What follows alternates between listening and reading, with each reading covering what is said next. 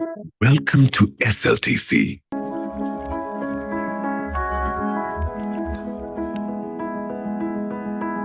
Located in Trace City, Colombo for postgraduate students.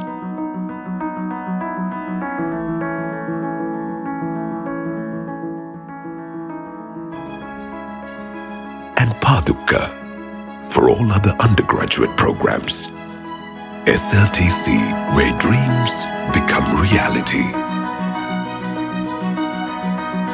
Nestled on a serene 35-acre campus, our university offers a peaceful haven for over 2,500 students to thrive academically and grow as complete, all-round individuals in all aspects of life as responsible citizens.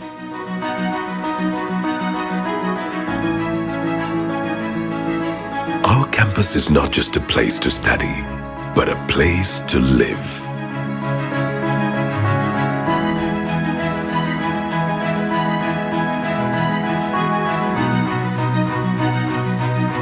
We have a tight-knit student community with a hostel capacity that boasts 800 dorm rooms.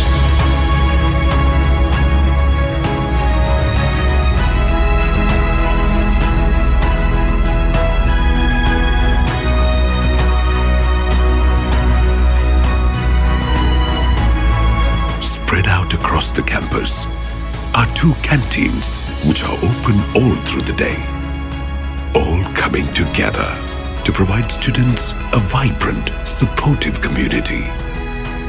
We groom our graduates to make a positive impact on society, and we are proud to be ranked 2nd among non-state universities in Sri Lanka and 14th overall. With a remarkable 15:1 student-to-lecturer ratio, personalized attention is at the core of our teaching philosophy. Our majority PhD qualified lecturers bring real-world experience into the classroom,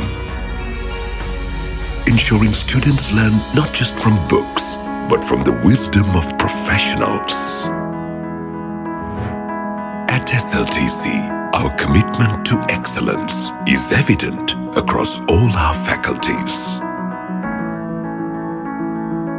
The Faculty of Business Management equips future leaders with the skills to excel in the global market.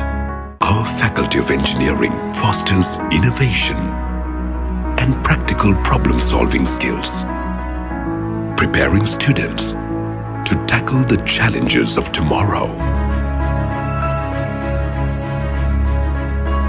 The Faculty of Science lays down robust foundations, honing the curiosity and the thirst for answers in their journey across scientific inquiry and discovery. The Faculty of Computing and IT empowers students to become pioneers in these rapidly evolving fields.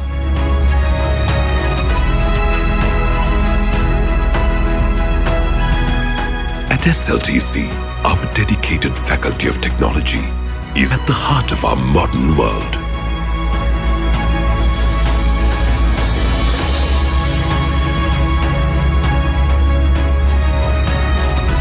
University life at SLTC isn't just about textbooks and lecturers either. We offer a vibrant calendar of events, from exhilarating concerts, theater,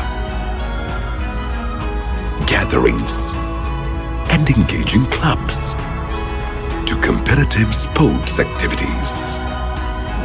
We have a long list of talented students who have even achieved national recognition in multiple sports disciplines. We understand that navigating university life can be challenging.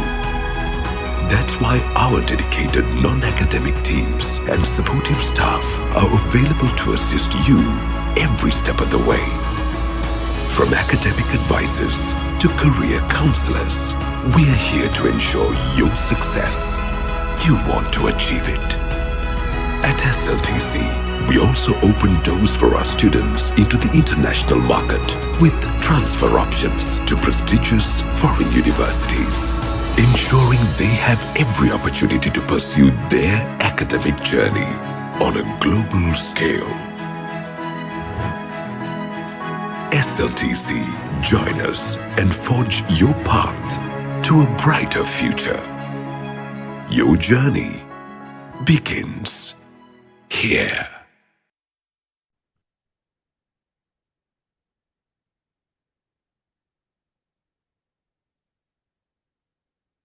Hello, I hope I am audible. Good evening, ladies and gentlemen. My name is Samantha Vikramasinghe, and I'm the convener of the webinar today. It's a great pleasure to warmly welcome you all to the second pre-conference webinar titled Critical Infrastructure Security, From Invisible Threats to Intelligent Protection, organized as a part of the International Research Conference of SLTC IRC 2026. Now, this webinar series is organized by the Faculty of Postgraduate Studies and Research and led by the Faculty of Engineering at the Sri Lanka Technology Campus. On behalf of the organizing committee of IRC 2026, I sincerely thank all the participants for joining us today. To start off this webinar, let's 2026 just hear the message from the SLTC Vice Chancellor, Professor Chandrika Vijayarath.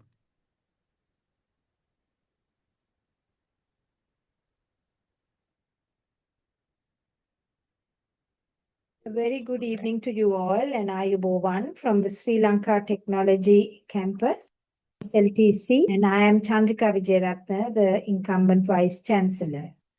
So on behalf of the staff and students of the SLTC, we are very proud to launch the 6th edition of the International Research Conference, or IRC, happening for the past 6 years. And this year is marked that the theme is on advancing intelligent frontiers, transforming technology and society, and under the leadership from the experienced and revitalized Faculty of Engineering.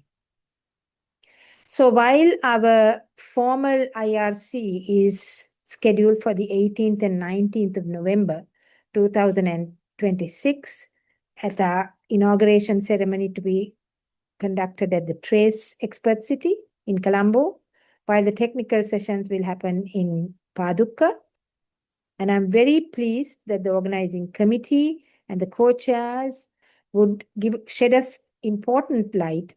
So undoubtedly, this free webinar series will set the stage for a most vibrant and engaging conference where we network and share our expertise and experiences in the relevant fields with a multidisciplinary approach towards research, development, and of course, innovation and commercialization to bring about solving problems for our communities and societies.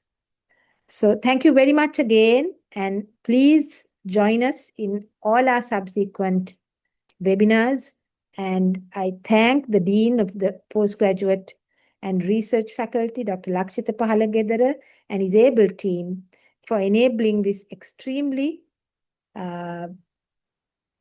instructive series of discussions which are for the benefit of mankind. Thank you and all the very best.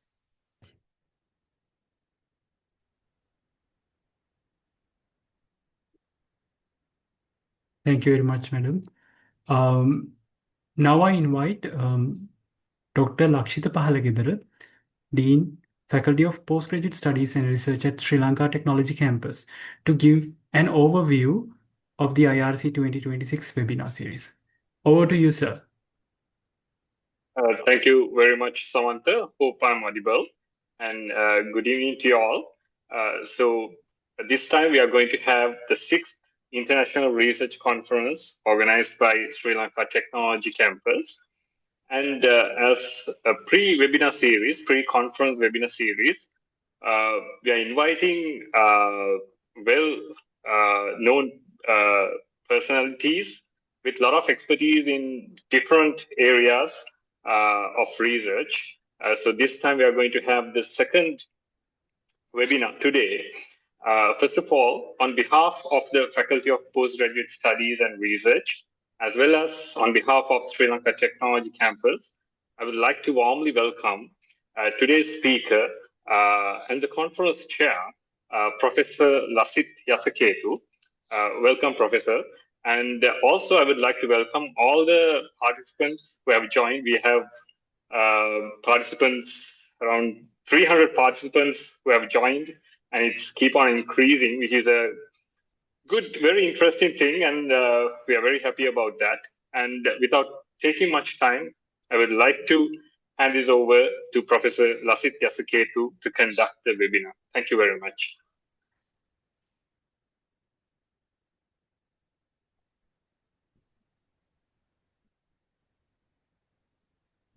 Thank you very much, sir. Now, let me invite Dr. Migara Karunaratne, Dean, Faculty of Technology, Sri Lanka Technology Campus, to introduce our speaker today. Over to you, sir. Yes, thank you very much, Samantha. And thank you very much, Dr. Lasit, for agreeing to do this webinar. So I think the topic is very clear, and people who are familiar with the subject knows that why we have to deal with these hidden threats and find solutions for them. It's all about data security. So it's going to be very important for the students as well, especially for the IT and engineering students and technology students, of course. So let me introduce Dr. Lasit for you, for the everyone who are new to this this webinar. Okay. All right. So Professor Lasit Yasaketu is attached to the Department of Electronics and Telecommunications in the Faculty of Engineering at Sri Lanka Technology Campus, and currently serves as the principal investigator of the Computational Intelligence and Robotics Research Lab. He has obtained his BSc Engineering degree with a first class honor and a perfect GPA in electrical and electronic engineering from University of Peradeniya in 2007, receiving the award for best performance in electronic communication engineering. Following graduation, he has worked as a core network engineer at Dialog Axiata before receiving the Overseas Research Scholarship Award from the Higher Education Funding Council of England to pursue his PhD at University of Surrey. He subsequently worked as a research engineer at Technicolor in France and later served as a research fellow and a senior research fellow at the University of Surrey and Kingston Universities. Professor Lasit has also held academic appointments at SITEM and the University of Peradeniya. His research interests include 3D video communication, quality of experience modeling, artificial intelligence, and cybersecurity. Okay. He has contributed to multiple European Commission projects under FP6, FP7, Horizon 2020, and Erasmus Plus framework, and is a senior member of the IEEE with a numerous amount of publications. Right. So with that introduction, I would like to invite Dr. Lasit to start his talk and start the webinar. Yes, thank you very much. Okay, thank you for that introduction, Dr. Migara. Am I audible? Yes, Dr. Lasit. Yes. Okay, thank you. Right. So, good evening to all of you and welcome to the second webinar in line with IRC 2026. And today the topic is critical infrastructure security from invisible threats to intelligent protection. So my name is Lasit Yasaketu and I am attached to the Faculty of Engineering Sri Lanka Technology Campus. And during today's seminar, as you can understand, we are going to talk about critical infrastructure and how to secure them. Right. So first of all, what is critical infrastructure? Now, critical infrastructure of a country is very important to the country. So what are critical infrastructures? Now, critical infrastructures are things that we cannot afford to fail. Things like electrical grids, telecommunication networks, oil pipelines, and even in Western countries, nuclear power plants. So these are the critical infrastructures that we must secure in a country. However, these critical infrastructures are vulnerable to attacks. So back in the day, when we talk about World War I, World War II, people fought with each other using guns and bombs. But the situation is now changed. People attack their enemies through cyber attacks. So that is the way that they try to bring down a country, attack the critical infrastructure of a country. So now you understand how vital it is to protect the critical infrastructure of a country. Okay, so let's look at the outline of the presentation today. Right. So first we will look at what are intrusions. Then what is an intrusion detection system? How can we detect intrusions via machine learning? Machine learning is a branch of artificial intelligence. So how can we use AI and machine learning for intrusion detection? Then we will look at different intrusion detection approaches. Then what type of data can we use for intrusion detection? And what are widely used machine learning techniques in intrusion detection systems? And then we will move on to actual case study where we are using machine learning for intrusion detection system to protect critical infrastructure. And finally, we will conclude with the future of intrusion detection. Right. So what are intrusions? Intrusions are actions that attempt to bypass security mechanisms of a computer system. Now, intrusions can be divided into two main categories: outside intrusions and inside intrusions. Outside intrusions means attackers accessing the system from the internet. So they are basically accessing from outside. Inside intrusions means employees attempting to access non-authorized privileges. Right. So a typical intrusion scenario is shown in this diagram. As you can see, what happens in a typical intrusion is that an attacker is keep on searching, keep on going through the computer network looking for a vulnerable access point. So once the attacker finds this access point, the attacker would compromise the machine and would gain access through to the computer network. So that is what basically happens in an intrusion scenario. Okay, so there are different types of attackers in the world. So we can categorize them into four main categories. First type is internal and non-malicious, then internal and malicious, then external opportunities, and the final category is external deliberate. Okay, so the internal non-malicious category means employees or contractors causing unintentional damage. So they cause damage, but that is unintentional.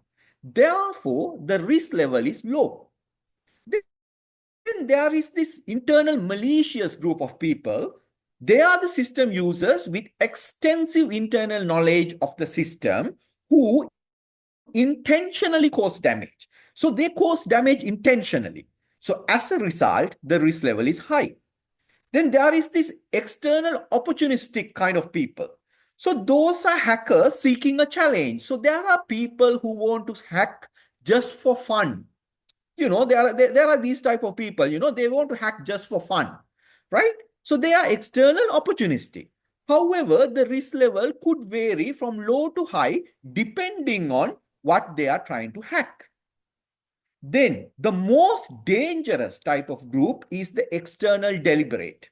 So those are malicious organized crime groups, and they are well funded by political groups, right? So these are organized crime groups and they are very dangerous. So the risk level is extremely high. Okay.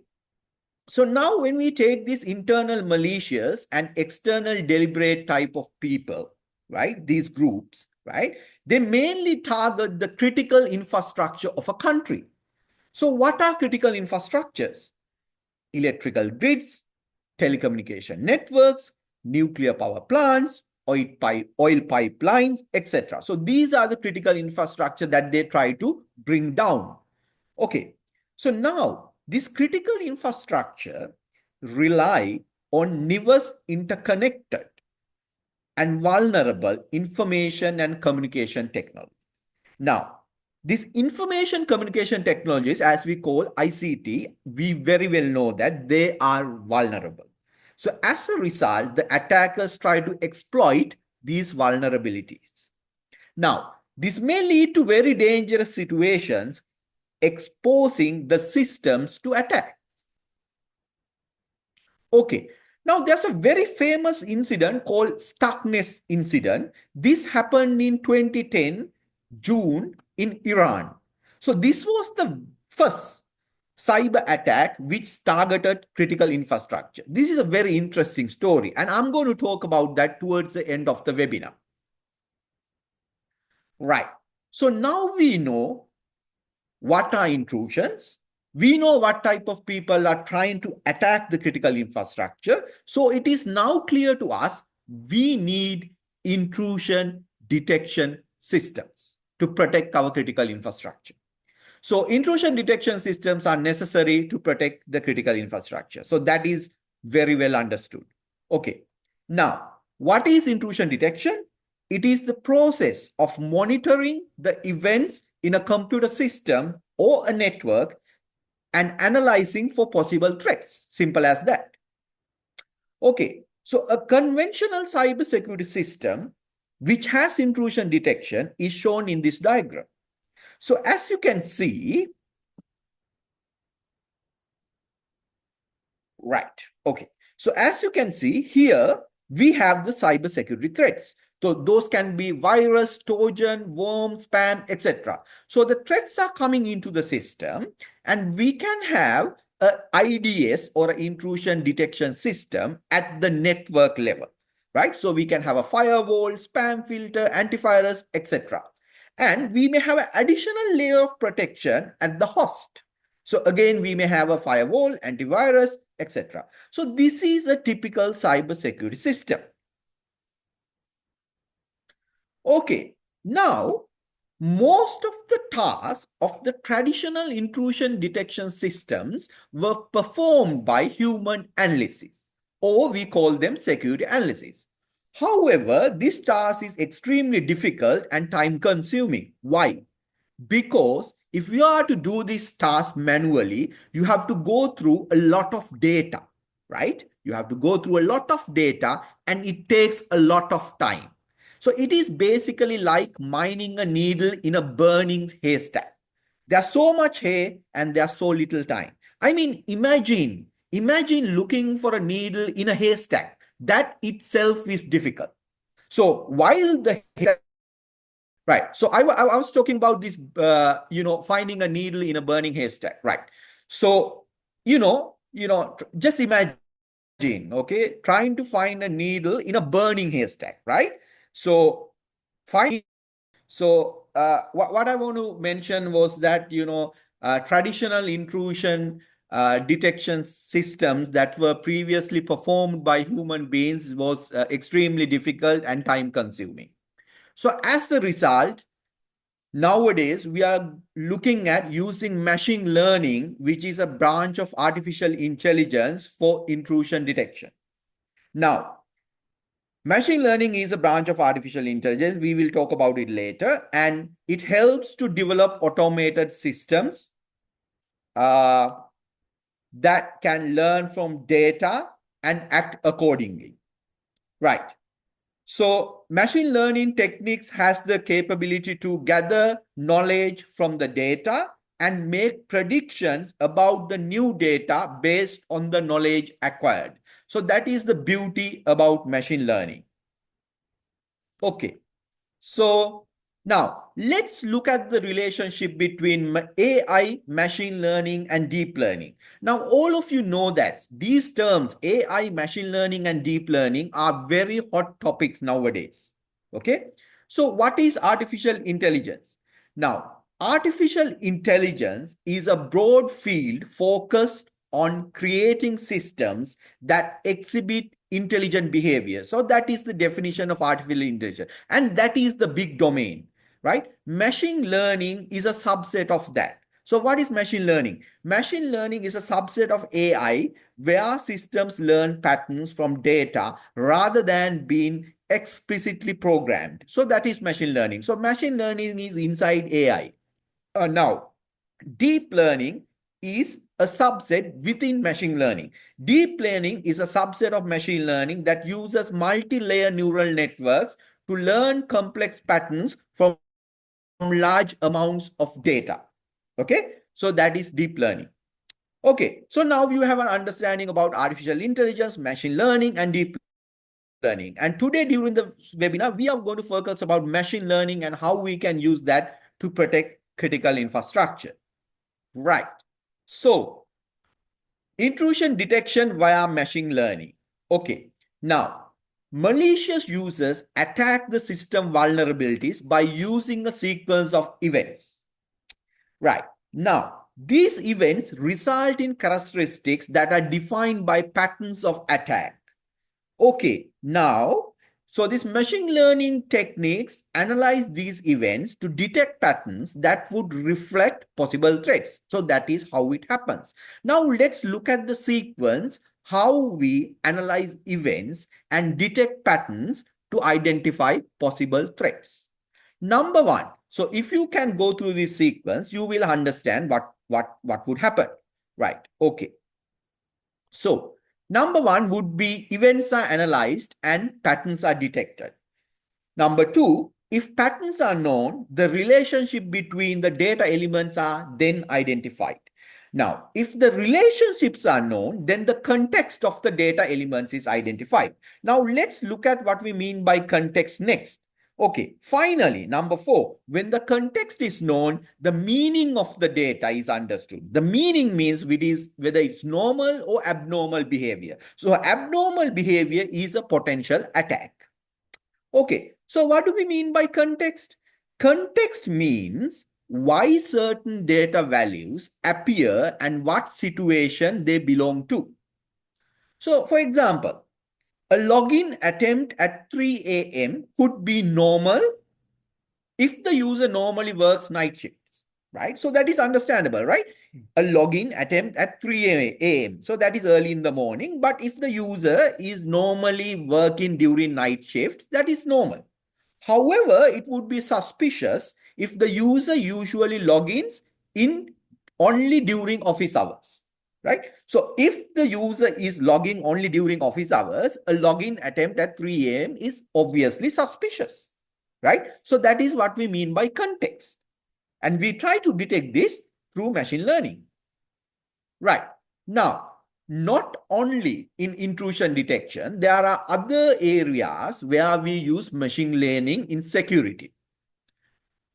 So one example is fraud detection. So fraud detection means detection of criminal activities in commercial organizations. So what are they? Like credit card fraud, insurance claim fraud, mobile cell phone fraud, insider trading, etc. And there's another famous application where we use machine learning, that is in industrial damage detection. That is basically detection of different faults and failures in complex industrial system. So one example is aircraft operation. So to detect anomalies in engine combustion data, we use machine learning. So another famous application is the video surveillance. So we use videos. So videos is a combination of images. We go through the images and we try to detect outliers to identify abnormal behavior or suspicious items, etc. Right. So these are several other domains where we use machine learning in security. Okay. Now, let's see what basically happens in a machine learning based intrusion detection system. So the high level picture is the monitoring data would come in, the ML or the machine learning based module will analyze the monitoring data and simply would classify the events as normal or attack. So that is what basically happens. Okay, so these machine learning techniques we can classify mainly. Okay, there are other categories as well, but mainly we can classify them into three main categories. That is supervised machine learning, unsupervised machine learning, and semi-supervised machine learning. Okay, so when we take supervised machine learning, there are two stages. That is training and testing. Okay, right. Now for this supervised machine learning, we need prior information or knowledge about the data, right? So in machine learning terms, we call them label information. Now, why do we need label information? Because there's a training stage. You have both training and testing. So during the training stage, what we do is we provide information, we provide knowledge, right, through labels to train the system, right? So a label information means we have to provide training data with labels, both attack and normal data. So once we train the system and during the testing stage, we can feed in monitoring data, and now the system has knowledge. So the system is capable of identifying normal events and attacks separately, right? So unsupervised machine learning means there's only one stage, only the testing stage, right? So they do not require any prior information or knowledge. So it has only testing. So simply the data comes in and classified as normal or attacks. No label information is needed.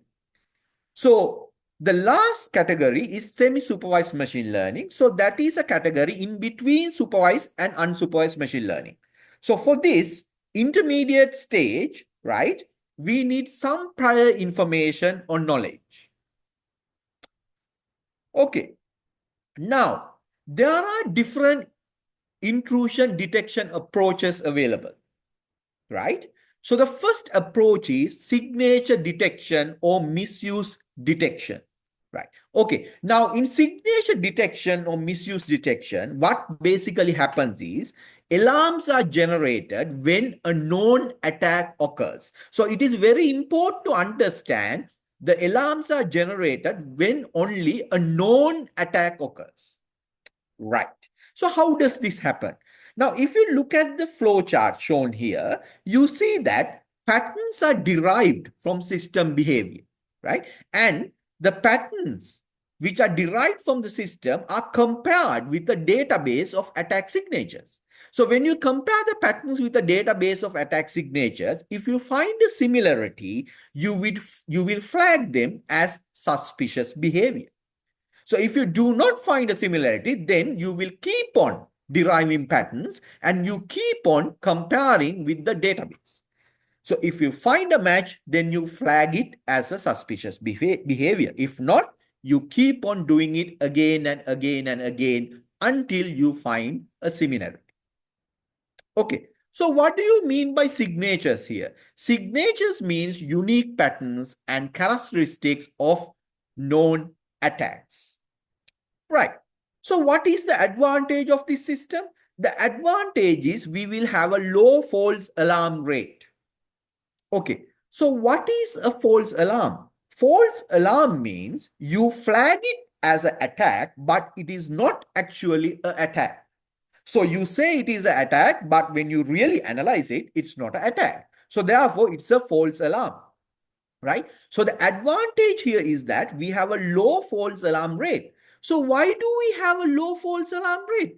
Because we always match the patterns with a database of known attacks. So when there's a match only, we flag it as an attack. So there's a very low likelihood that we flag a normal behavior as an attack. Right. So what is the disadvantage here? The disadvantage is only known attacks can be identified. So why is that? Because every time the patterns are compared with a database of attack signatures. So the database only has knowledge about the attacks which has already occurred. So if a new attack comes in, the database does not have that signature. Therefore, we cannot detect new attacks or novel attacks. So that is a disadvantage. Okay, so the second type of approach is anomaly detection. Right. In anomaly detection, what happens is alarms are generated, right, when events behave different from the normal behavior of the system. Okay, right. So the normal behavior of the system, we very well know. For example, let's take a critical infrastructure like an electrical grid. So we know very well about our electrical grid, right? So we know the normal behavior. So as you can see in this diagram, the N1, N2 region shows the normal behavior. So the normal behavior has a lot of data points. So we very well know about that normal behavior. And the regions like A1, A2, A3 are outside the normal behavior. So they are known as anomalies, right? So here it is a problem of finding patterns in data that are different to the expected behavior or the normal behavior, right? So anything outside the normal behavior would be flagged as an anomaly or a potential attack. Okay, so what is the advantage here? So the advantage is that we can detect unknown attacks or novel attacks. Why? Because even a novel attack would fall outside the normal behavior. Okay? Because it's an attack. So it's not a normal behavior. So even a novel attack would fall outside. Therefore, we can identify novel attacks. But what is the disadvantage? The disadvantage is there's a high false alarm rate because anything outside the normal behavior is identified as an attack. But there could be a scenario that it is not an attack. For example, let's look at a maintenance scenario. Now, when we take our electrical grid, let's assume during the weekend, we are having some maintenance. Now, the maintenance is not the normal behavior. So due to the maintenance, there can be events which would fall outside the normal region. So it is not an attack, but it would fall outside. So as a result, we would say it is an attack, but that's a false alarm. So as a result, there could be a high false alarm rate. Okay, now let's look at input data. So what kind of input data can we use for machine learning based intrusion detection? Right. So the most common form of data handled by intrusion detection technique is the monitored data, or we call them recorded data. Okay. Now this data can fall into two categories, that is univariate and multivariate. Now univariate means it consists of a single variable and very rarely used in complex cybersecurity scenarios. Multivariate means it has several variables and is usually the type of data needed for strong detection. Now the example shown here is a multivariate type of data. Okay.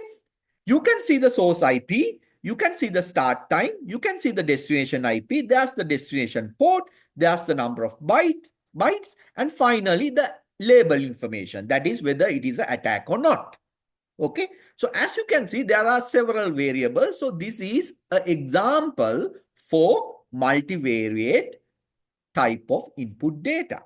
Now, for example, now we talk about supervised machine learning. Now, for supervised machine learning, I told you we need label information. Now, in this type of data, you have the label information in the last column. So the label would basically say whether it's an attack or not. So this is the type of data that we would use normally in supervised machine learning. Okay, right. So what is the nature? What is the nature of these attributes? Okay, so the nature of the multivariate data can be categorized into 4 main categories. That is binary, categorical, continuous, or a combination of several attributes. Now, what is meant by binary? Binary means only 2 possible values. So that is either yes, no, true, false, or 0 or 1. So we very well know what is meant by binary. Right. Categorical means it's a group of labels. Continuous means it's a numerical value which can take within a range. So final nature is the combination of several attributes. So the example shown here is a combination of several attributes. So you have categorical, you have continuous, again you have categorical, you have continuous and binary. So this is a combination of several attributes. Now, most of the machine learning techniques that we rely today are capable of handling complex multivariate data. So that is the beauty of ML techniques that we rely nowadays. Okay, now let's look at an actual example of multivariate data. Now let's take an example of data that is used for network intrusion detection. Now we need TCP IP level information. So what is TCP IP? TCP means transmission control protocol and IP means internet protocol. Now we need TCP IP level information, right? So these details inside a packet are necessary for computers to send data across a network. So I believe you know how computers communicate with each other through a computer network. So what basically happens is when a computer wants to send data to another destination, the data is divided into chunks called packets, and the packets are routed through the networks through different paths. So the packets can flow through different paths, and for this routing, we need TCP IP level information. Now, when we look at this TCP IP level data, there are several features. As you can see in the diagram, you have source IP, you have destination IP, you have protocol, then you have packet size, then you have time interval, then you have number of bytes sent, connection duration, etc., etc. So there are lots of attributes. So now you can imagine how many attributes are there and how is this multivariate data is formed. Okay, now let's look at some widely used machine learning techniques in intrusion detection system. Now in this slide, I have listed several machine learning techniques, but these are not the only machine learning techniques that are available, I must say that. But these are the widely used ML techniques. For example, support vector machine or SVM, decision tree and random forest, K-nearest neighbors or KNN, artificial neural networks or ANN, naive Bayes, K-means clustering, etc. So these are the most widely used ML techniques nowadays for intrusion detection system. Now, in this slide, I am showing you advantages and disadvantages of each of these machine learning techniques. Now, I'm not going to go through all the advantages and disadvantages of each of these techniques. That is going to take a lot of time. But my intention here is that to show you different techniques has their own advantage and own disadvantages, right? So for example, in this slide, you can see that support vector machine has its own advantages and disadvantages. Same for decision tree, random forest, same story for K-nearest neighbor, right? So if you go to the second slide, again, you can see artificial neural network or deep learning models, they have their own advantages, disadvantages, naive Bayes, K-mean clustering, advantages, disadvantages. So each technique has its own advantages and disadvantages. Okay, so when we have several machine learning techniques like this, how do we select the right strategy? So there are some important factors which need to be considered when deciding the right machine learning technique. Right. So what are those factors? Number one, whether label data exists. So you have to think whether label data exists. If label data is not available, you can't go for a supervised learning method, right? If label data is not there, you have to rely with the unsupervised learning method. The second question you have to ask is, do you want to detect only known attacks? If you want to detect only known attacks, then you can go with the signature-based approach. Do you want to identify unknown attacks? If you want to identify unknown attacks, then you have to go with the anomaly detection method, right? You can't go with the signature detection method. And what is the expected level of accuracy? So that is another important question that you have to ask. Because depending on the intrusion detection machine learning based algorithm and the type of data that you are using, the accuracy level will differ, right? So what is the level of accuracy that you need? Is it 80%? Is it 85%? Is it over 90? So you have to think about the accuracy and select your ML technique based on the data that you are using. Then the next question that you need to ask is the accepted level of false alarm rate. So I told you there are going to be false alarm, right? So I talked to you about false alarm. So any machine learning technique that you use, we will have some false alarm rate. So what is the level that we can accept? Then the final important factor is the real-time detection requirements. Because when you're using an ML technique, right, it has to go through data, a lot of data, right, in order to give you the final answer, whether it's an attack or not. So this takes some time. There's some processing time, right? So you have to think about that because you are doing this real time. The attacks are coming real time. So you are doing the detection real time, right? So what is the real time detection requirements? How much time can we afford for our detection? So that's another important factor that you need to consider. Okay, now I am going into an actual case study where we have used a machine learning based intrusion detection in SCADA environment, right? So the machine learning technique that we have used is one class SVM, right? And we have used one class SVM to analyze intrusions in an electrical grid network. Now, electrical grid network is a critical infrastructure.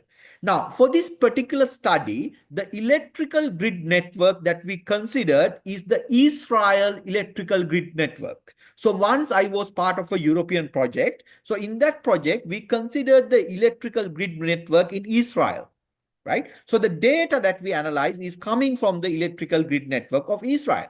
Now, the electrical grid network is a critical infrastructure. So how did we use one class SVM for intrusion detection of an electrical grid network? Now, this is used for intrusion detection in SCADA environment. So what do you mean by SCADA?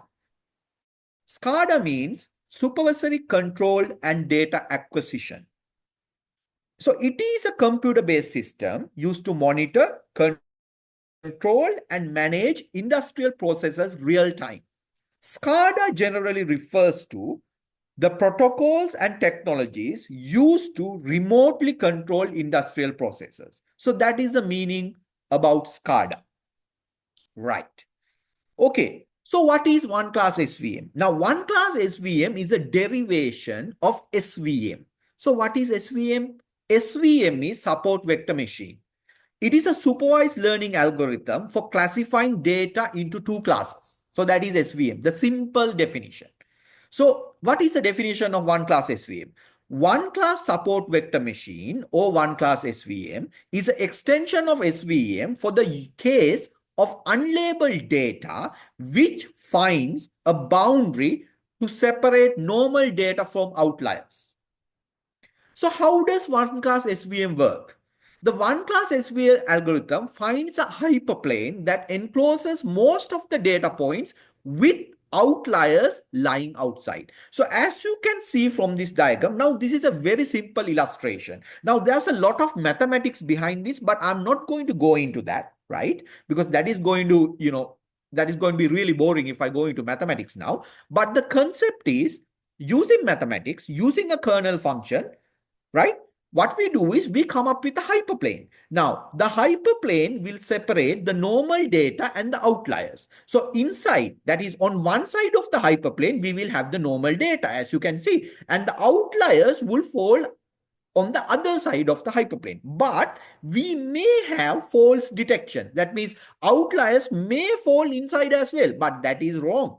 That is wrong, right? But so we have to minimize the outliers that would fall inside. So that is our goal. Anyway, so what happens is in one class SVM, right? In the higher dimension, we have a hyperplane which would separate the normal data from the outliers. Now, the beauty about one class SVM is that it does not need any label information for detection. So I talk about label information. So for one class SVM, we do not need any label information. So that is the beauty. Okay. Now, the operation of one class SVM. So if we further talk about this, now, as I mentioned, one class SVM is the extension of SVM for the case of unlabeled data. Now, here again, we have a training and a testing, but during the training stage, we do not need any label information. So it basically builds a detection boundary in the higher dimensional space with the use of a kernel function by training on normal data. However, this normal data could include noise data, right? So that is all right. Now, so what happens is, now this is mathematics. So I'm not going to go into that, but I will just give you a high level idea, right? So we take the data, that is the normal data. We use something known as a kernel function. That's a mathematical model. We transform the data into the higher dimensional space, right? Once we transform the data into the higher dimensional space, using the kernel function, we come up with something known as a hyperplane. So we use this hyperplane to separate the normal data from the attack data during the testing stage. So when the new data comes in, we can classify the new data as either normal or potential attacks based on the detection boundary. So detection boundary is the hyperplane. So as you can see in this diagram, this is the data. This is the normal data, right? Then we transform it to the higher dimension. Then we come up with the hyperplane. So the normal data would fall on one side. So during the testing time, when we feed in the new testing data, the normal data would fall on one side of the hyperplane and the attack data or the possible attacks or the anomalies would fall on the other side. So as a result, the data is separated. So we can classify them as normal and attack. So that is how it happens. Right. So this is the high level picture. The monitoring data comes in to the one class SVM detection algorithm. Then the data is classified as normal data or as abnormal data, which is potential attacks. Now, once we find the abnormal events or the abnormal data, then we can do some sort of post-processing. Post-processing means we can use verification techniques. So we can use verification techniques to know whether it is actually an attack. Or we can also use some sort of a threat assessment. So if we know it is an attack, what is the severity level? Is it a minor attack? Is it a medium level attack? Or is it a severe attack? So likewise, we can use a threat assessment if we identify the attack. Okay, now this is the model that we proposed in our research, right? We proposed a one-class SVM modeling technique. Now, as you can see, you have the detector training, you have the anomaly detection phase, and finally, the classification. So what we did was that we have, there are some tuning parameters with the one-class SVM modeling with regards to the mathematics of it. So, but I'm not going to go into that. But this is the kernel function that we use. So when we use the tuning parameters with the kernel function on top of the training data, we can come up with the decision function. So decision function is the hyperplane. Okay, that is the hyperplane in the higher dimension. Now, once you figure out the hyperplane and then when you feed in the testing data, right, the hyperplane would classify the testing data either as normal or as attacks. So if it is flagged as an attack, then you can further cluster the attacks to find out whether it's a minor attack or a medium attack or a severe attack. So I hope you have an understanding of the proposed model. Okay, so let's look at some actual experimental results. Right. So we tested this algorithm right, on the electrical grid, on the electrical grid, and we took recorded data of communication traffic among equipments, right? The same day for 5 weeks. Same day means, for example, we take Monday for 5 weeks, right? So the Monday for 5 weeks, and week number 1 we take as the training data, and testing data would be from week number 2 to week number 5. Now, the behavior of the data is shown in this diagram. Now, series 1 refers to week number 1. Series 2 refers to week number 2. And series 3 refers to week number 3 likewise. Right? So, series 1, the dark blue line is the training data. The others are the testing data. Now, earlier days, what happened was the human analysis were looking at this data manually and detecting attacks. Now, for example, now you can see, now this is the normal behavior, but here you can see spikes, right? Now there are red circles, those are spikes. So those are away from the normal behavior, right? They are out of the normal behavior. So those are the attacks. Now, the objective is how do we find out, how do we detect these attacks? So that is the objective of our one class SVM algorithm. Now, what are the observations here? Anomalies exist for week 3 and week 4. So if you look at the week 3 and week 4, you see there are attacks, right? Now here and here there are attacks. Now this is an attack happening on the training data, that is week 1. Now, there are no anomalies present for week 2 and week 5. So if you closely look at week 2 and week 5, there are no attacks. Okay, now let's see how our one class SVM algorithm is able to detect this. Right. Now, this is test 1 where we are testing the results for week number 4. Okay, so now here shown in the dark blue graph is week 4 data. So that is the testing data. Now here, as you can see, here there's a spike, here there's a spike, and again here there's a spike. Now, the output of our one class SVM algorithm is shown by the pink color. Now, you can see this red line, that is the zero threshold mark. If the output is below 0, that means we are detecting it as an attack. Now, here there's a spike and the output is somewhere around negative 0.2. And here again negative output. So we have been able to detect the attacks. So there are 3 attacks present and the one class SVM algorithm is capable of detecting all attacks. Now these are the numerical output values of the one class SVM algorithm. So you can see that here an attack, here an attack, here an attack, because all the red numbers are negative. So as you can see, 100% we were able to detect the attacks. Right. So 3 anomalies are detected by the algorithm. Okay, now let's see how we were able to generate alarms for different severity levels. For this particular study, we took a data set of 31 continuous days, which finally consisted of 2,996 traffic data. Okay, so shown in blue color is the traffic data. Now here you have 2,996 traffic data. Okay, and as you can see, there are spikes now and then. So these spikes are out of the normal behavior. So those are the attacks. And our one class SVM algorithm is capable of detecting those attacks. So as you can see, the below 0 level, now here is the 0. So below 0, if you have a output value below 0, that means an attack. So as you can see, we have been able to detect the spikes or the attacks. Now, once we detect the attacks, our objective is to classify the attacks, whether it is severe, medium, or low threshold. Right. Now, the severe threshold we have identified as this level. So below that, I have 2 severe attacks. And between the blue line and the red line, I have the medium level attack. So that is the severity level. And between the pink and the blue, I have the low level attack. So we can classify the attacks. So why are we classifying these attacks? So once we classify the attacks, we can prioritize on the action that we want to take. So first of all, we want to look at the severe attacks because the severity level is high. So we need to take action quickly, right? So that is why we need to classify the attacks.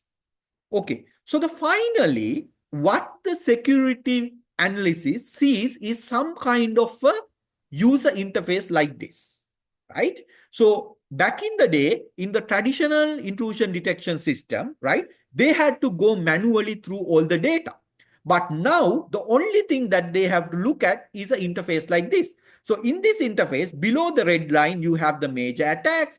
Between the blue and the red, you have the medium attacks. And at the top, you have the minor attacks. So as you can see, we have done this using a k-means clustering algorithm. So I hope you know what is meant by k-means clustering. So we are using a k-mean clustering algorithm to classify the attacks as minor, medium, or severe. Right? So this is the final output. Okay, so finally, I would like to talk about the future of intrusion detection. Right. So the cyber threats continuously evolve, so too must our detection mechanism. So that is understandable because cyber threats is never going to stop. It's going to continuously evolve, so too must our detection mechanisms. Using advanced machine learning methods with different types of data is helping create smarter and more proactive intrusion detection systems. So we always have to look at advanced ML methods. So we cannot use the same techniques today and tomorrow. We have to develop. We have to look at smarter techniques, right? And we have to look at different types of data to create smarter and more proactive IDSs, right? So continuous research and development in this field are crucial to staying ahead of new cyber attacks. So that is a must, right? We have to continuously do R&D, research and development in this area. So what is the key takeaway from this webinar? By learning and using these ideas, we should build stronger and smarter systems to protect against growing cyber threats. So that should be the key takeaway from this webinar. Okay, right. So now I'm going to talk about the stuckness incident, which I mentioned in the beginning, right? So stuckness was the first known virus specifically designed to attack critical infrastructure. So this was discovered in June 2010 in Iran, right? So this virus targeted nuclear power plants, electrical power grids, and oil pipelines of Iran. So these are the critical infrastructure, right?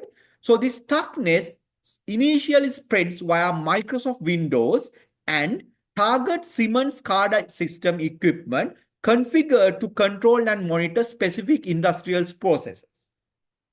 So this stuckness is the very first weapon made entirely out of code. So in the beginning, I told you, back in the day, the world wars were like with guns and bombs. But nowadays, the weapons are made entirely out of code, right? It's a cyber war, right? So after this stuckness event, what happened was there was a rapid increase in intrusion detection research after stuckness, right? Okay, so let's look at a short video where it talks about the anatomy of the computer virus stuckness.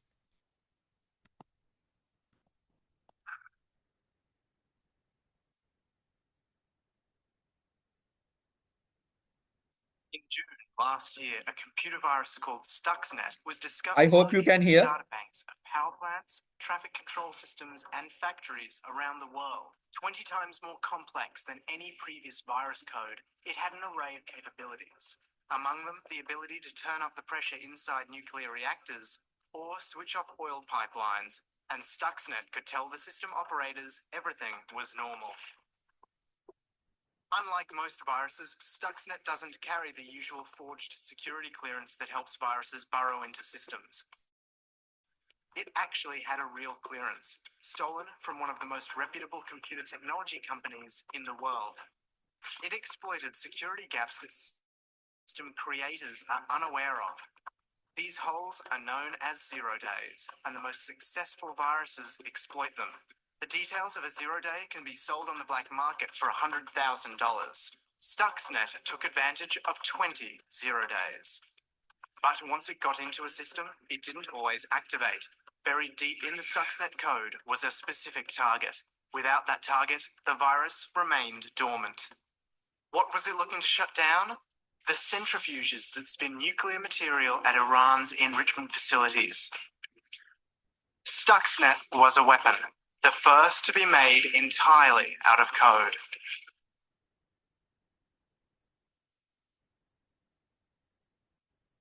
Washington-based Institute for Science and International Security says the virus may have shut down 1,000 centrifuges at Natanz, Iran's main enrichment facility, last year.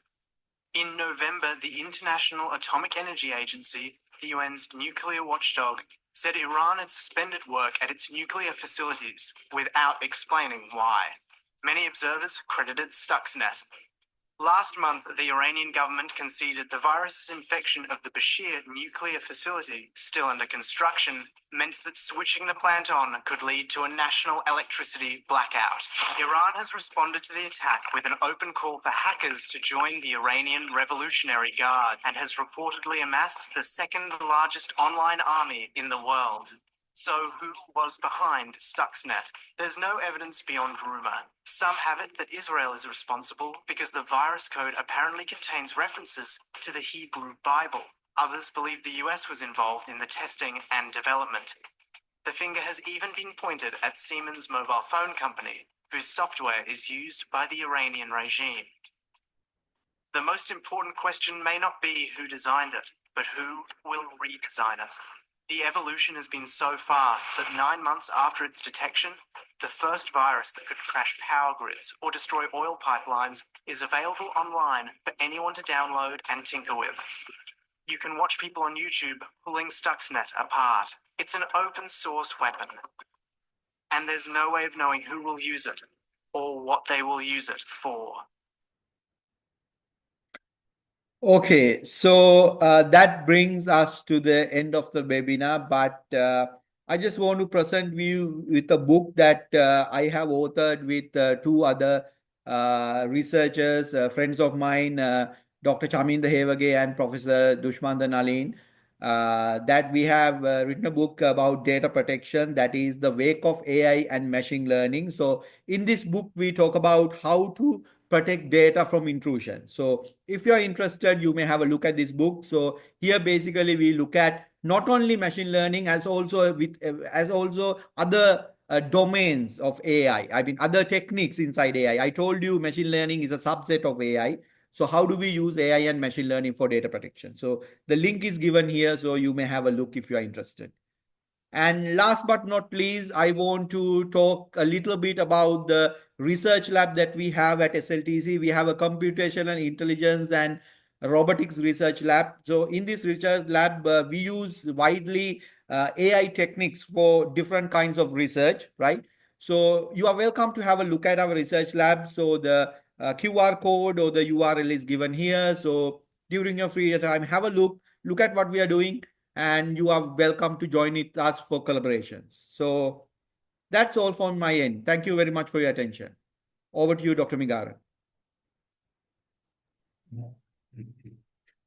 Right. Okay. So thank you very much, Dr. Lasit, for the very interesting speech as promised. So as expected by the crowd. Yes, I think it was very interesting and very nice. So now the time is for the questions and answers. So if you have any questions, you can either ask it verbally, or you can post the question in the chat box. So if you cannot unmute your if the option is not, I hope the option is there, right, to unmute the mics. So I think the admin will make sure it's option is there. Right. So okay. Any questions?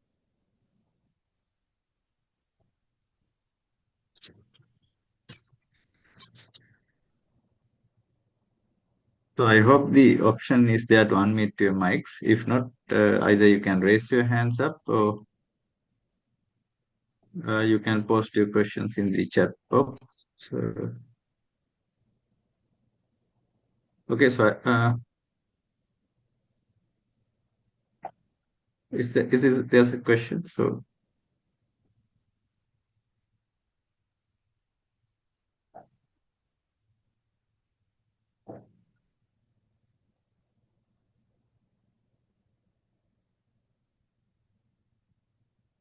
Okay, Dr. Lasit. So we have the first question.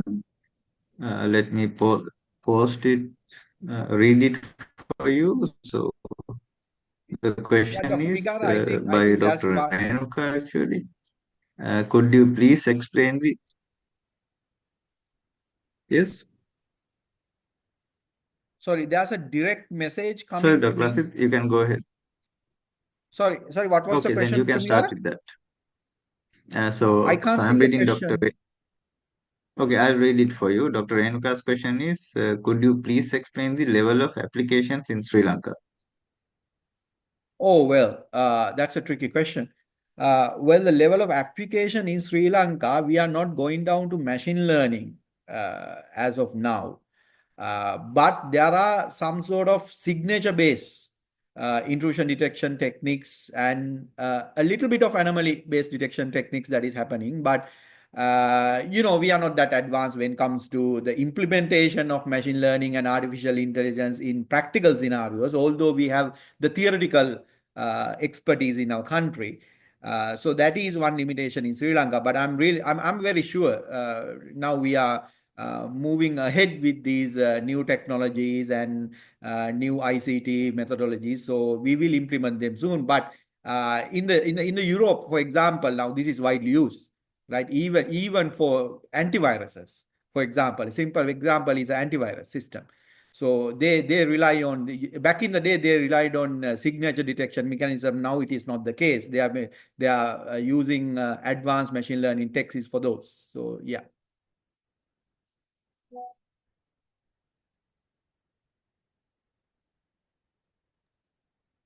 Right, Dr. Lasit. So shall I go for the second question? Or Yeah, you're sure. going to read the... I can't see, unfortunately. If you read it out, that will be really great. Okay, right. So the second question is from actually Mr. Nuwanathanayake. Are there any practical machine learning systems used for intruder attacks detection?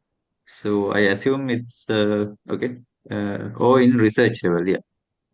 Yes, of course. Of course, there are practical ML-based systems used. Yes. The simple answer is yes. Yeah. I mean, research is widely happening. I mean, it is not only ML, right? So as I mentioned, ML is a subset of AI, and even further subset is deep learning. So deep learning is also widely investigated and how we can use that. So that is even advanced than machine learning. So research level, yes. But even in practical level, machine learning techniques are used. Yes. But not in, I don't believe it is happening in Sri Lanka, but in the world, yes. Yes. So, yeah. So I think that's the missing part in the question in Sri Lanka. Right. So And I think there's one person who has sent me a direct message saying, "Sir, can you go to the slide with the QR code?" So I don't know whether I can share the screen again. Let me put that. Yeah, I think I can share the screen again. you can. Yes. So I will leave at this slide. And Dr. Migara, if there are any more questions, please go ahead. No, not yet. So yes, finally a question from a student. Shall I read it for you? Yes. Yes, please. Right. So, Mr. Jitmal, could you please explain how to include machine learning and uh, AI for industrial automation? It's a general question. Can you? Oh, well, yeah. Well, yes, as you correctly said, it's a general question. So how could you, the question was, how do you use machine learning and AI for industrial automation? So that really depends on the automation that you want to do, right? So it's a general question. So you have to study the automation that is necessary. You need to find out the requirement, okay? Then you have to decide on whether you want to go for a AI solution, machine learning solution, or a deep learning solution. So you have to analyze the problem first. Without knowing that, it is very difficult to give you a specific answer. And also, if you are using ML or AI, you are going to deal with data. So you have to think about what is the type of data that is available. So that is another question you need to answer. Yes. So maybe can you give an example based on your experience? Okay, for example, how can I say? For example, let's say there's a industrial process. For example, let's say uh, Coca-Cola bottles going on a conveyor belt, right? So that's the industrial application, and you need to you need to count the bottles or the count the properly labeled bottles or whatever, right? So there, it is a combination of ML and vision-based modeling for image processing, I would say, right? So you have to find the problem. I mean, this is not a very good example, right? A good example does not come to my head as of now, but you have to look at the industrial application that you want to target. For example, if you want to count items going on a conveyor belt, right? And you have to use machine learning, and based on that you can do prediction as well, right? So that is one kind of example I can say. But if anyone want to give me a specific industrial automation problem, I would be able to give you a more specific answer.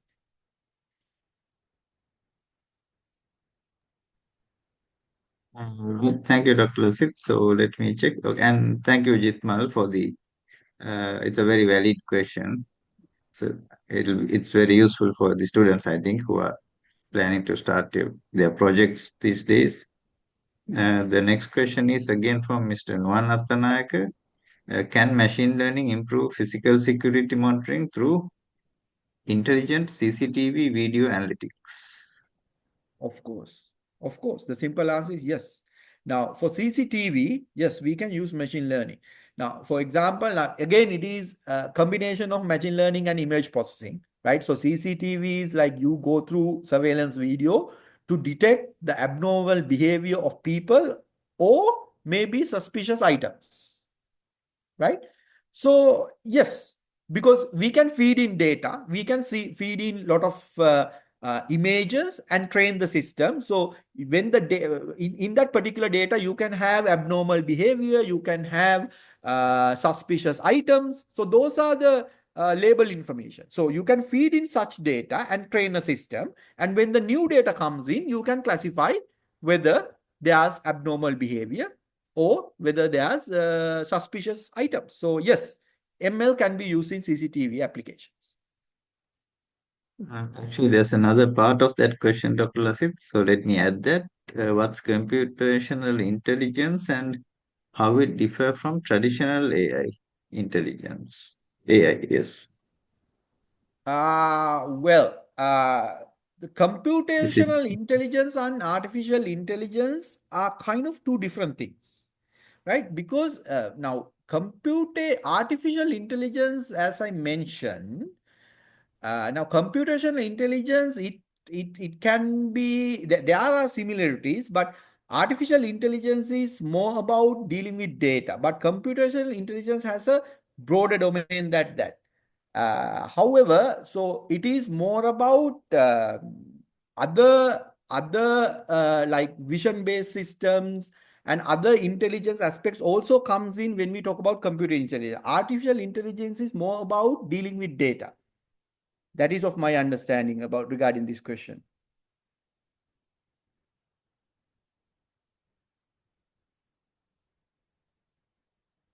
And when it comes to computer intelligence, yes, another thing is like something I have to say is that mathematical modeling is another scenario where we have to look at when it comes to both computational intelligence and artificial intelligence. So that is another similarity.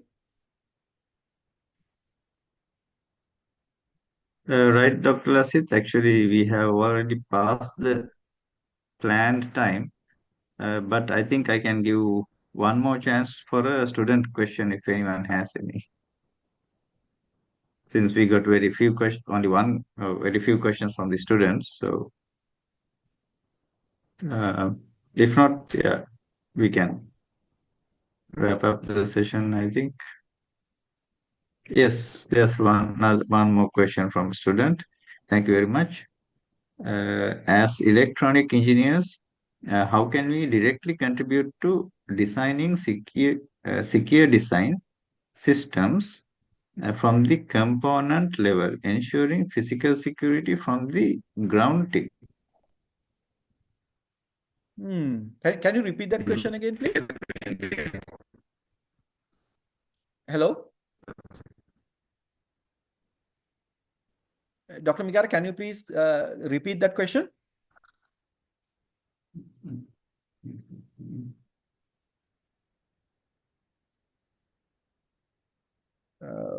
Can Sorry, someone... I think your signals were... Yeah, can you please repeat that question again? I didn't quite get that. Right. So, so it's from an electronic engineering graduate, I think. So his question is, how can we directly contribute to designing secure design systems from the component level, ensuring physical security from the ground tip?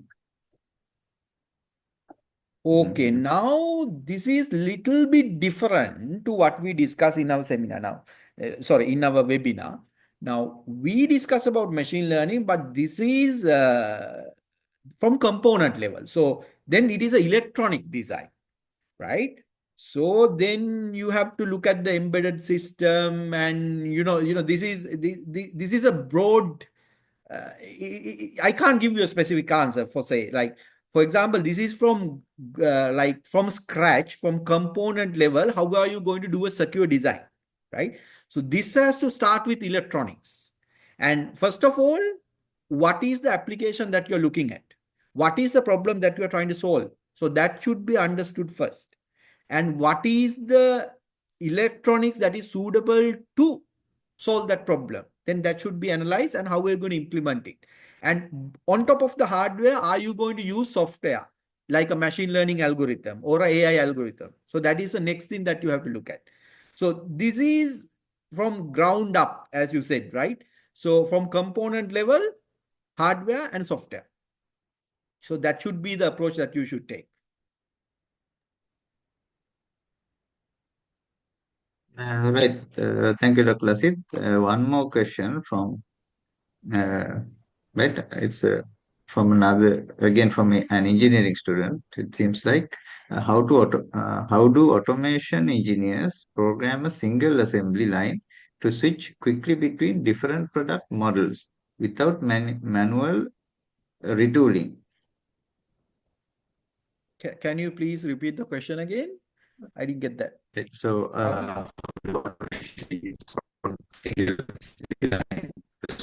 sorry, I'm losing you, Dr. Migare. I didn't get you. yes, can you hear me now? Now it's okay. Yeah, go ahead, please. So, how do automation engineers program a single assembly line to switch quickly between different product models without a manual retooling? This is completely outside the topic of the webinar, I must say. More into That, of automation, I course, I think. can't give you So, answer as of now. That is something I have to think about, right? So this is about automation. And what is the last part of it? How do you design automated? Could you please repeat it again? I think so. It's about how to switch in assembly line, how to switch quickly between different product models without manual retooling. I think what he's asking is that automatically how you can switch between different products or product lines in a Is single it assembly using line. machine learning, or I'm not sure, like how do we do this using ML, or like in general terms? If it is using ML, first of all, we must understand that. Sorry, the line is breaking up. Can you hear me now, Dr.? Yeah, now it's okay. Yeah. Right. So I assume he's asking, it's about identifying using machine learning in automation, basically, to identify a product. So Identify a product. products Machine in learning is basically automation, right? And machine yes. learning is you are training a system and you're automating something. So when you provide new information based on the previous knowledge, you automate the process. So that is machine learning is basically automation, right? So if it is something to do with the production line, again, I mean, it has to be more specific. What is the production line that you're referring to, and that is what is the problem? So you have to identify that, and then only you can propose the ML or the AI technique that you could use.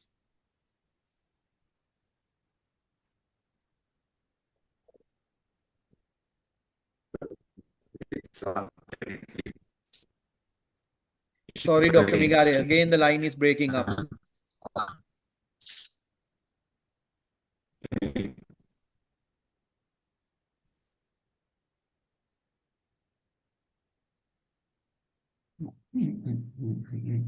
Can you hear me now, Dr. Lasith? Yes. Now it's good. Yes. Right. Okay. So the time is almost up. So thank you very much for the interesting speech and the answers you gave. So I think the students will be very interested about the things you explained. So I'm sure in the future you will get a lot of questions and inquiries from the undergraduate students. So Yes, feel thank you very free much, to and I will contact hand me. over.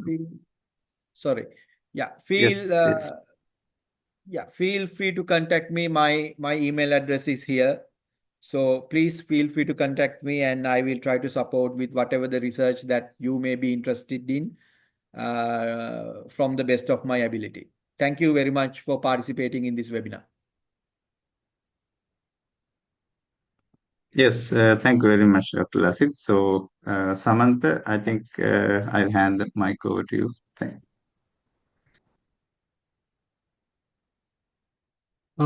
Thank you very much, Dr. Migara. That brings us to the end of the webinar. Now, as we move towards the IRC 2026, we warmly invite researchers, academics, professionals, and students to submit their research papers and be a part of this exciting international conference. We also encourage everyone to stay tuned for upcoming pre-conference webinars and workshops. Our next webinar will be held on 28th of July at the same time.